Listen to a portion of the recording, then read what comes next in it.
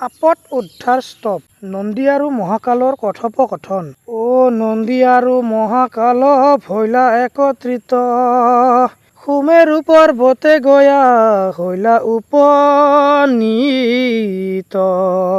সুমেৰু পৰ্বতে উভয়ে কৰে আৰোহণ, হব বৃত্তান্ত দুয়োতে দুয়ো কৰে আলাপদ। নন্দী কহে শুনে পিছে মহাকাল, এক বৃত্তান্ত কৌ শুনিবলৈ ভাল। শিৱ দুৰ্গাৰ কথা যিমতে ভৈলা, তাহাৰ বৃত্তান্ত বুলিবলৈ লৈলা। একমনে শুনাহে সভাসদগণ, আপদ উদ্ধাৰ পদে পাপ বিনাশন। শুনা বন্ধু হবে এৰি অন্য কাম, নন্দী মহাকালৰ লোৱাহে নাম। মহাদেৱৰ প্ৰতি পাৰ্বতীৰ প্ৰশ্ন। শিৱানীৰ সৈতে দেৱ মহেশ্বৰ, হাঁহি মুখে চলিলা শৈলেখ শিখৰ। শৈলপৰে পদ্মাসনে বহিয়া আসনে, পদ্মহস্তে ভগৱতী সেবিলা চৰণে। মধুৰ ভাষে এক কথা কহে শিৱানী, এটি নিবেদন প্ৰভু শুনা শূলপাণি।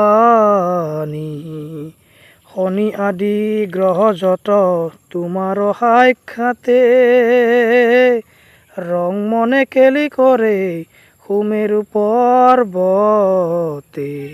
এতেকে গ্ৰহৰ ক্ৰপে ভগে নৰগণ, কিমতে নিবাৰণ শুনো হে বিৱৰণ।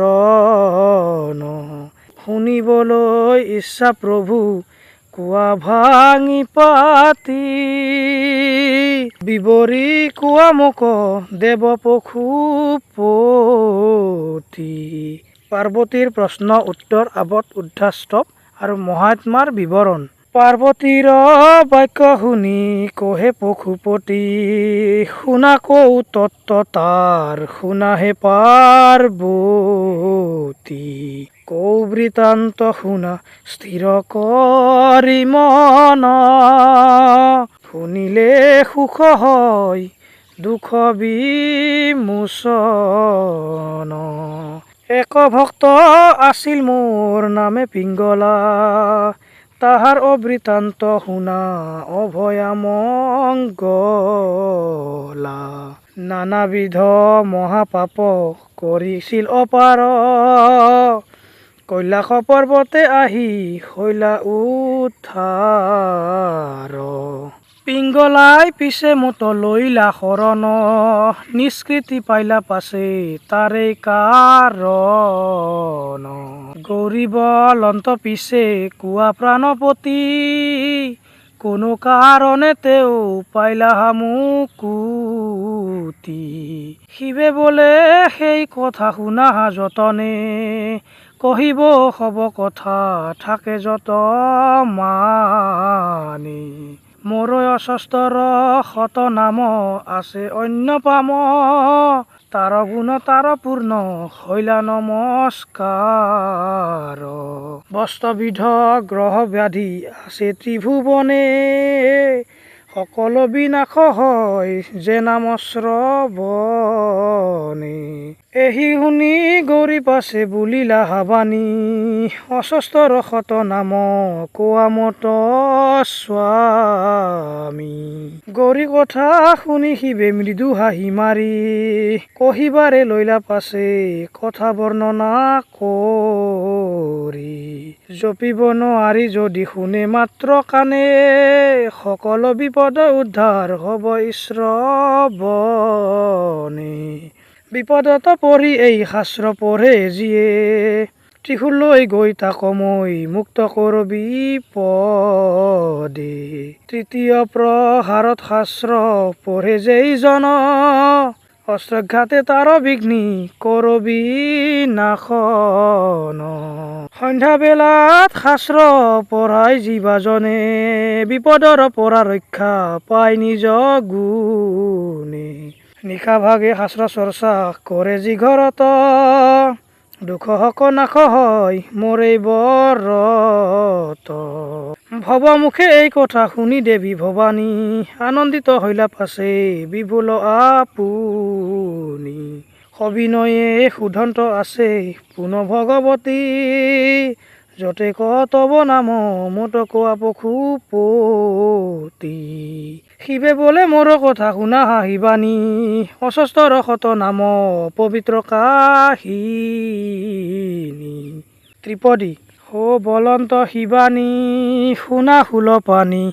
ভাল শুনি তব নাম যেই নাম শুনিলে ক্লেশ দূৰে যায় সংসাৰ সাগৰত নিস্তাৰ কহে পশুপতি শুনা ভগৱতী মম নামে গতি জানা মনে হে শুনা হে কালী শুনা দেৱী সাৱধানে প্ৰথমতে সংসাৰত নাছিল আৱৰণ জলময় আছিল বিশ্ব ব্ৰহ্মাণ্ড ভুৱন মোৰ পৰাক্ৰমে ব্ৰহ্মাণ্ড ভুৱনে সৃষ্টি হ'ল চৰাচৰ দেৱেন্দ্ৰ প্ৰভূতি দেৱদানৱ জ্যোতি ব্ৰহ্মা বিষ্ণু চন্দ্ৰ দিবাকৰ যত হবে আছে স্বৰ্গমৰ্ত আৰু পাতালে সকলোৱে স্মৰণ কৰে হৃদয় কমলে শুনি আহি বাণী পাছে বলন্ত যতনে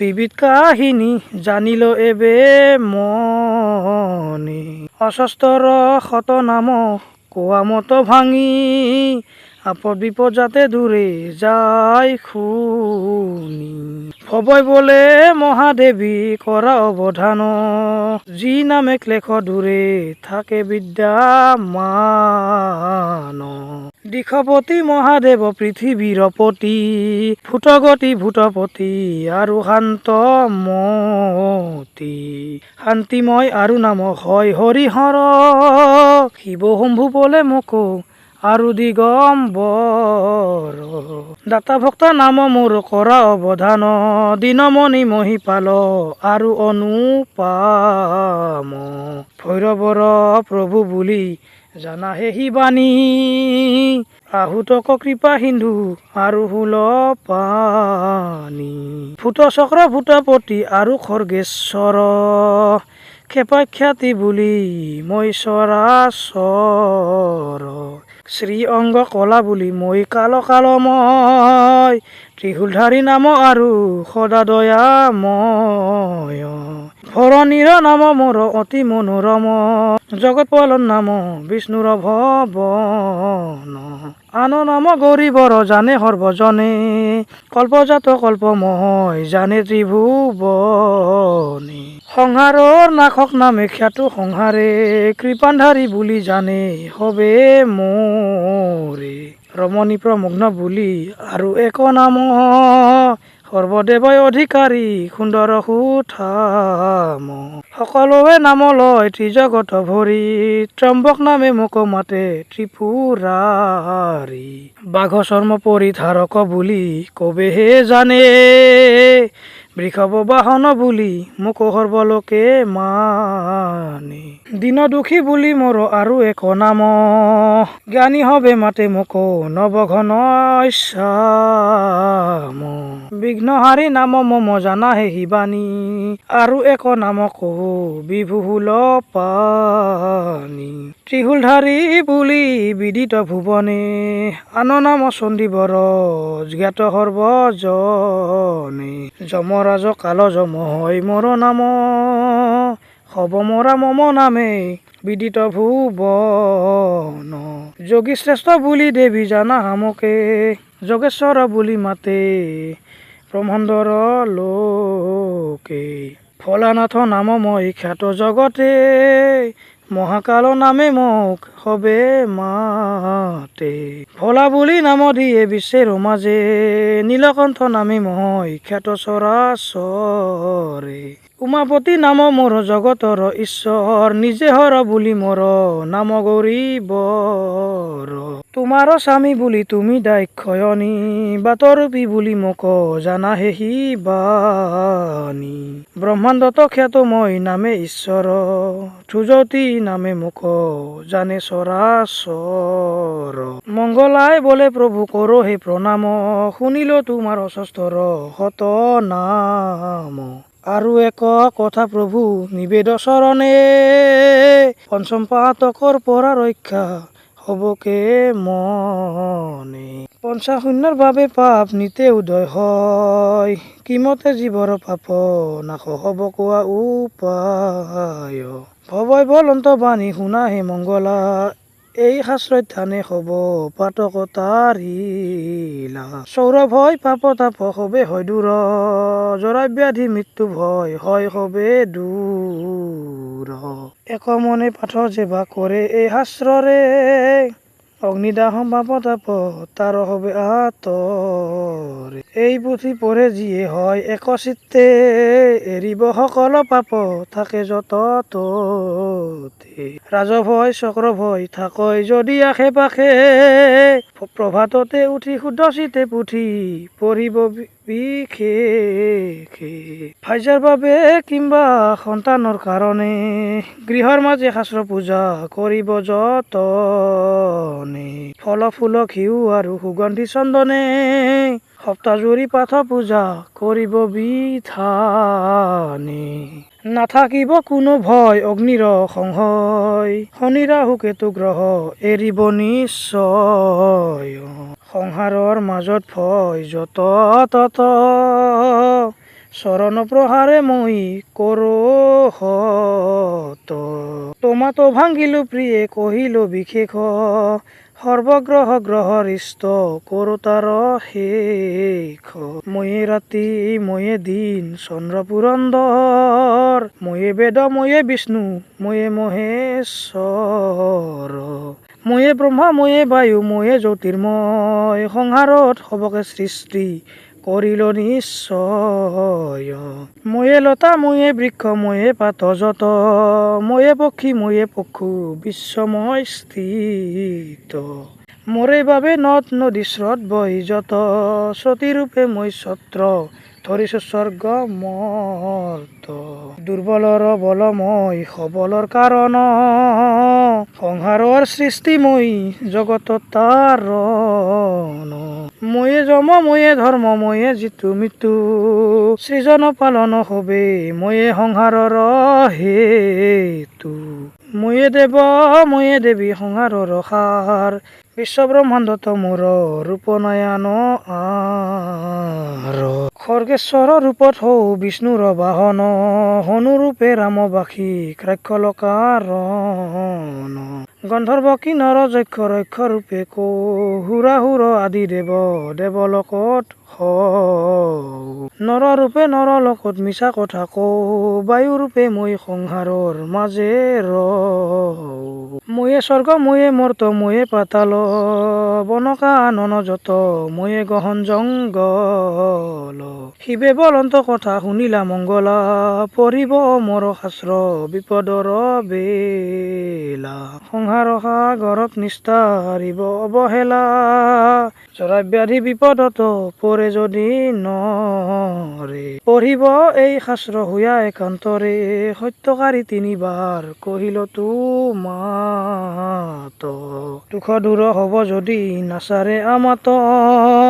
দাৰা পুত্ৰ কন্যা আদি পাই যেই জন ৰতন মাণিক পাই বহু মূল্য ধন অস্তৰ হত নাম যেই নৰে লয় তিল মাত্ৰ পাপ তাৰ দেহে যে নৰয় কহিল মংগলা দেৱী জানিবা নিশ্চয় আপদ নাহি তাৰ হব সম্প্ৰদায় মিলন আৰু এটি কথা কৰা অৱধান পঞ্চাশূন্য পাপ আছে যতে প্ৰধান অঞ্চলে কৰিয়া বীজ যেইজনে সিঁচয় আপোনংগত যেই আপুনিব যায় এই পঞ্চাশূন্য মহাপাপত আৰু প্ৰধানে গুচিব আপদ যদি পঢ়ে মনে।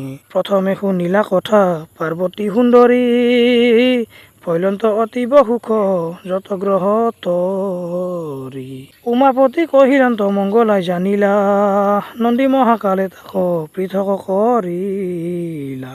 আৰু কত হত লোকে তাৰিলা আপাৰ, মৰ ঈশ্বৰিতে হয় আপদ উদ্ধাৰ। অহংকাৰী সৰ্বদৰ্প হব যে দূৰ, তোমাকো কহিলো দেৱী গৰ্ব হব চূৰ। যেইজনে পঢ়ে শাস্ত্ৰ মাহে কতে বাৰ, শনিগ্ৰহ হয় তাৰ ঘৰে নকৰে সঞ্চাৰ। মাহত ২ বাৰ শাস্ত্ৰ পঢ়ে জীৱানৰে, জনমতই আপদ নহব তাৰ ঘৰে। মাহে ৩ বাৰ যদি পঢ়ে মনে, ৰাজলক্ষ্মী তাৰ ঘৰে বাৰে দিনে দিনে। এহি বুলি কহয় নন্দী শুনা মহেশ্বৰ, অস্তৰ শত নাম কহিল বিস্তৰ। এই গ্ৰন্থ পাঠ বা শ্ৰৱণ যেই কৰে, সকলো পাতক দূৰ হয় তাৰ ঘৰে। সতেক জন্মৰ পাপ হয় বিমোচন, পবিত্ৰ হয় তাৰ বংশ ইয়াৰে কাৰণ। ধন ধান্য পুত্ৰ কন্যা দ্বাৰা বন্ধু তাৰ, দিনে দিনে গৃহৰ মাজে হয় যে বিস্তাৰ। এই পুথি পঢ়িলে দুখ হয় বিমোচন, দুষ্মান তাৰ ঘৰে নহয় কদাচন। এই শাস্ত্ৰ পঢ়ি মুক্তি পাইলা পিংগলা, স্বৰ্গপুৰে দিলা স্থান অভয়া মংগলা। কোটি গৰু দান যেই পুণ্য কৰে যিজনে, এই পুণ্য লাভ কৰে শাস্ত্ৰ অধ্যয়নে। ১০০ বাৰ গংগা স্নানে যি পুণ্য হবই, এই পুথি পঢ়ি তাক লভিব নিশ্চয়। শিৱৰ ভক্তি দৃঢ় ভক্তি ৰাখে যেইজন, নিত্য পাঠ কৰে অথবা কৰই শ্ৰৱণ। ১০ জন্মৰ পাপ তাৰ সদা নাশ পায়, দেহে অন্তে মুক্তি পায় কহিল নিশ্চয়। স্নান কৰি এই পুথি পঢ়ে যিজন, প্ৰকৃততে মহাপুণ্য সেই কৰে অৰ্জন। কত কপিলা দানে যে ফল পায়, সেই পুণ্য লাভে পঠনে নিশ্চয়। জ্ঞানী বা অজ্ঞানী কৰে যদি শ্ৰৱণ, দিব্যগতি লভিব শেষে বৈকুণ্ঠে গমন। পূজা কালে শাস্ত্ৰ পাঠ কৰে যদি ভক্তিতে, বেদ পাঠৰ ফল লভে সেইজনে জগতে। মন্ত্ৰীহীন ক্ৰিয়াহীন যেইজন দুৰ্মতি, এই শাস্ত্ৰ পঢ়িলে সিজনে লভে দিব্য গতি। শিৱালয়ে শিৱৰ গৃহে গয়া ভক্তি ভৰে, অথবা দেৱীৰ গৃহে একান্তই অন্তৰে।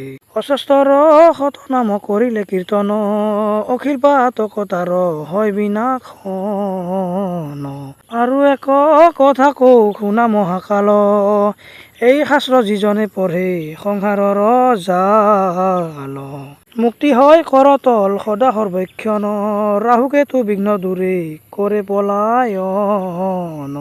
কলিকালে এই পুথি খবৰ প্ৰধান, ইয়াৰ বাহিৰে কোনো নাই পৰিত্ৰাণ। যজ্ঞ দানতেহে তুষ্ট নহয় মহেশ্বৰ, এই শাস্ত্ৰত পৰন্তুষ্ট প্ৰভু দিগম্বৰ। এই শাস্ত্ৰ নামানে যিয়ে সংসাৰৰ ভিতৰে, মহাপাপী বুলি খ্যাত হয় চৰাচৰে। যাৰ ঘৰত থাকে এই পুস্তক ৰতন, তাৰ পূজা গ্ৰহণ কৰে শিৱ ভগৱান। কলি প্ৰৱেশ নকৰে কভু তাৰ আগাৰে, এই হেতু পঢ়িব পুথি ভক্তি সহকাৰে। সৰ্বকালে পৰিপূৰ্ণ ইহবত হয়, কি কম শাস্ত্ৰৰ গুণ কবলৈ নহয়। ব্ৰহ্মা আদি দেৱ হবে কৰে কীৰ্তন, পাইছিল শ্ৰেষ্ঠ পদ অমৰ ভৱন। পুৰাণ আৰু বেদ পাঠে যত ফল হয়, এই শাস্ত্ৰ পঢ়ি তাক লভিব নিশ্চয়। প্ৰভাততে নিত্য পঢ়ে যেই মহামতি, নাশ হয় দিবাকৃত পাতক সংহতি। শুদ্ধ মনে এই পুথি কৰিয়া লিখন, বিপ্ৰহস্তে যদি কেবে কৰয় অৰ্পণ। চতুৰ্বৰ্গ ফল পাই সেই মহামতি, সন্দেহ নহয় ইটো শিৱৰ ভাৰতী। জগতৰ উপকাৰ হেতু প্ৰচলন প্ৰকাশ হ'ল এই শাস্ত্ৰ মনোৰম। শিৱমুখে সন্মুখিত এই পুথি হয় শ্ৰোতব্য আৰু পঠনীয় এই পুথি নিশ্চয়। ধৰ্ম কৰ্ম মুখ্য অৰ্থ আদিৰ বাবদে লভিব হৰিষ লোকে জানিব জগতে। এই মতে দিব্য শাস্ত্ৰ কৰিলা কীৰ্তন নন্দী মহাকাল দুয়ো কৰিলা গমন। আপদ উদ্ধাৰ চৰিত সৰ্বগ্ৰন্থ সাৰ নন্দী মহাকাল দুয়ো কৰিলা প্ৰচাৰ। সাংগ হ'ল এই গ্ৰন্থ হৰিষয়ন্তৰে শিৱ প্ৰতি ভক্তি ৰাখো যুগ যুগান্তৰে। নন্দী মহাকাল আৰু শিৱানীৰ প্ৰতি চক্ৰই ৰাখিলা ভক্তি চৰণত অতি। শিৱ পাৰ্বতীৰ পদে কৰিও উন্নতি চৰিত পুথি শুনে মহামতি। চৰিত পদ চালিত যত বৰ্ণয় শুদ্ধ দেখিবাহাৰ শিৱ মংগলাৰ পদে সকল খমিবা। হে জানি সবে মিলি এৰি অন্য কাম শিৱ চৰিত পঢ়ি বলা ৰাম ৰাম। চৰিত পদ চালিত যত বৰ্ণয় শুদ্ধ দেখিবাহাৰ শিৱ মংগলাৰ পদে সকল খমিবা। হে জানি সবে মিলি এৰি অন্য কাম শিৱ চৰিত পঢ়ি বলা ৰাম ৰাম। চৰিত পদ চালিত যত বৰ্ণয় শুদ্ধ দেখিবাহাৰ শিৱ মংগলাৰ পদে সকল খমিবা। হে জানি সবে মিলি এৰি অন্য কাম শিৱ চৰিত পঢ়ি বলা ৰাম ৰাম। জয় শিৱ শম্ভু, জয় সীতাৰাম।